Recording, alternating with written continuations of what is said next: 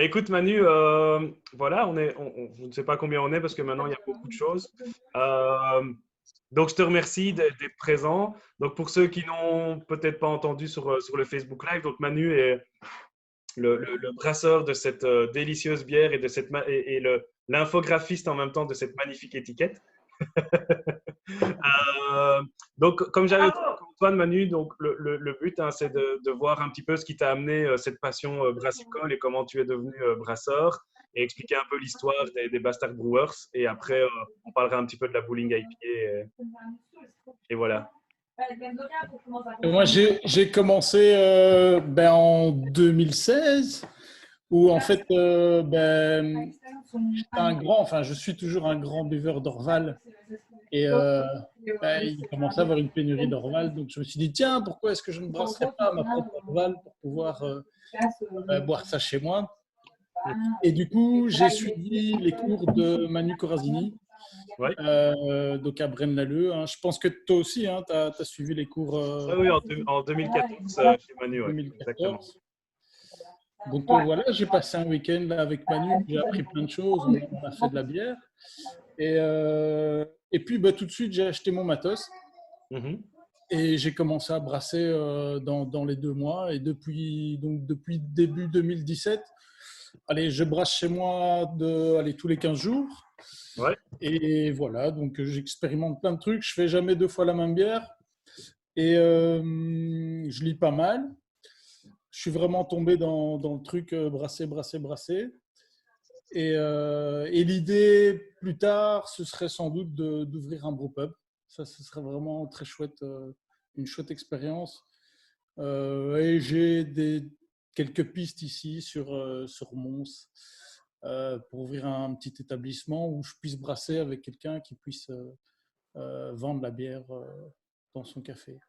d'accord. Donc il y a Voilà, voilà. un projet. On va voir peut-être des choses bouger après le confinement. On verra, on verra, on verra. Oui, il y a des choses qui peuvent se passer. Maintenant, ça dépend de certains. Voilà, j'en dis pas plus, mais en tout cas, c'est dans l'idée. J'aime beaucoup le fait de brasser en plus petite quantité et aussi pour pouvoir justement expérimenter des choses. Et aussi l'idée de faire de l'ultra local, quoi, de boire, enfin de produire et de consommer sur place. Mhm. Je trouve ça vachement chouette. Alors, Cool. j'ai fait une petite parenthèse pour terminer ma petite histoire avec Antoine Malingré et Damien Hubert à la brasserie du Borinage. Donc, on avait créé ça à trois. Savoir que Damien était venu brasser chez moi pendant un an et demi. Mhm.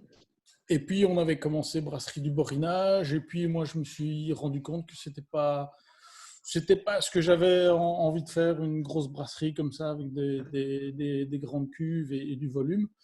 J'avais envie de rester en plus petite quantité. On est aussi encore en discussion à savoir est-ce que les Bastard Brewers ne pourraient pas à un moment comment se rapprocher de brasserie du Borinage et de continuer l'aventure, mais sur 2 plans, quoi. D'accord. Donc certaines collabs comme vous avez déjà fait. Oui, c'est ça, voilà. Parce qu'avec Antoine, on a matché dès le départ. Et puis, bon, voilà, c'est juste qu'on n'a pas la même vision du truc sur le long terme. Mais on a quand même pas mal de points d'acquaintance. Et voilà. On va continuer. Cool, cool. Et comment t'es venue l'idée de brasser une New England IPA? Ben, je trouve que la New England IPA, pour un brasseur amateur, hein, parce que j'ai pas une brasserie en soi, je fais encore ça chez moi, même si j'ai quand même du matos assez sophistiqué ici en tant que brasseur à la maison. Je trouve que la New England, c'est vraiment un défi parce que c'est super compliqué à brasser, Mhm. dans le sens où ce sont des bières qui seront très sensibles à l'oxydation. Et aussi, petite parenthèse, je me demande si elles ne commencent pas à être oxydées, ce que tu es en train de boire là. Je ne sais pas. Hein. Je ne sais pas si tu as Non, remarqué quelque non, parce chose. que je suis assez sensible à ça et Ah oui. ça ne m'a pas tiqué. Maintenant, enfin, voilà, comme je dis toujours, les bières qui sont derrière moi, c'est pour le show. Je les redescends à la cave tous les vendredis soirs et les mardis soirs. Mais je dois dire que, voilà, j'ai quand même une conservation assez optimale en cave, on va dire, en dessous de 13 degrés en Ouais. permanence et à l'obscurité. Donc, j'évite déjà un panel possible de ce genre de choses. Mais ici, non, je n'ai pas ce goût un peu carton ou papier mouillé. Ouais. Non, je ne l'ai pas. Donc, je suis tombé sur un bon lot, j'ai eu de la chance, donc c'est nickel. Ouais, c'est vrai que la mise en bouteille est vraiment complexe, hein, avec aussi forcément ce genre de bière, où là, tu as vraiment l'oxydation qui, d'une bouteille à l'autre, peut arriver.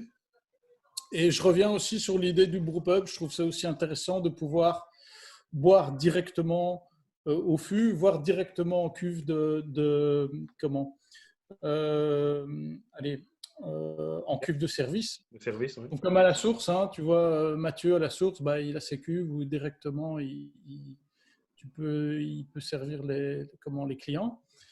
Et bah, au niveau de la fraîcheur, il n'y a pas mieux, quoi, hein. Tu manipules au moins le produit et voilà, tu as un produit super frais. C'est vraiment intéressant de travailler comme ça. Il y a un petit crawler ou growler sur le côté alors, peut-être, pour remporter la bière. Ah oui, oui, ouais. Exactement. Enfin voilà, voilà, voilà. Et est-ce qu'il y a des petites sœurs prévues à la Bowling IPA ou Oui, bien sûr. bien sûr? Oui, mais évidemment. Parce que je disais, c'est vrai que je brasse pas, enfin, je brasse des bières différentes à chaque fois. Maintenant, je commence par style à avoir un peu des bases de recettes qui se répètent et qui sont que je trouve vraiment chouettes, que je trouve à mon goût. Et là, sur la New England, c'est vraiment une base de recettes qui m'intéresse. Et bah, d'ailleurs, elle est en train de fermenter là plus loin. Et une double, donc c'est une double IPA qui sera la Strike, double IPA. Et, D'accord. et puis voilà, donc la double IPA est en préparation. Elle va, à mon avis, elle sera sous du 8, 8,5 en pourcentage d'alcool. D'accord. Et là, le but, c'est vraiment, comme tu disais tout à l'heure, comme on est sur du jus de houblon, on met vraiment le malt de côté, on met aussi les esters de levure de côté. Bah, quand on monte en alcool, on essaie justement de mettre les fusels d'alcool de côté, donc avoir une bière forte mais qui est super drinkable. C'est pas simple. Une bière dangereuse, quoi. Tout à fait. Nickel. Bah, écoute, c'est cool de t'avoir eu avec nous ce soir et je vois que ça a attiré du monde. Donc, Ah, c'est bien ça. je sais pas combien on est parce que voilà, je vais pas calculer un à un, Bonjour tout le monde. mais en tout cas, c'est super sympa Ok. d'avoir partagé ben, un petit peu l'histoire des Bastard Brewers. Et dernière question, Bastard Brewers, parce que quand tu dis on, tu as d'autres personnes qui viennent de temps en temps brasser avec toi ou Bah, en fait, j'ai mis un S à Brewers, donc j'ai toujours l'impression qu'on est plusieurs. Donc c'est parce que vous êtes plusieurs dans ta tête peut-être en fait. peut-être. Oui, oui, oui.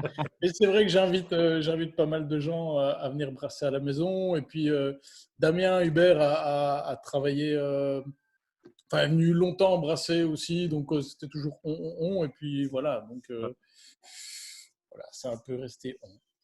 D'accord. Parfait. Bah, écoute, comme on a dit, après le confinement, je ferai un brassin, je serai un bastard Ah, pour une bière en tout cas. avec plaisir. C'est Ouais, cool. ouais, ouais. J'ai pris l'invitation au bon et en espérant que ça soit vite. On a quelques idées d'ailleurs Ouais, on de a déjà brassement. quelques idées, mais Bon, on on va va pas tenir ça spoiler. secret pour le moment. Non, c'est cool, c'est cool. Et on trouve où les produits des Bastard Brewers? Ah, c'est compliqué parce que c'est chez moi. Donc, faut venir jusque Mons.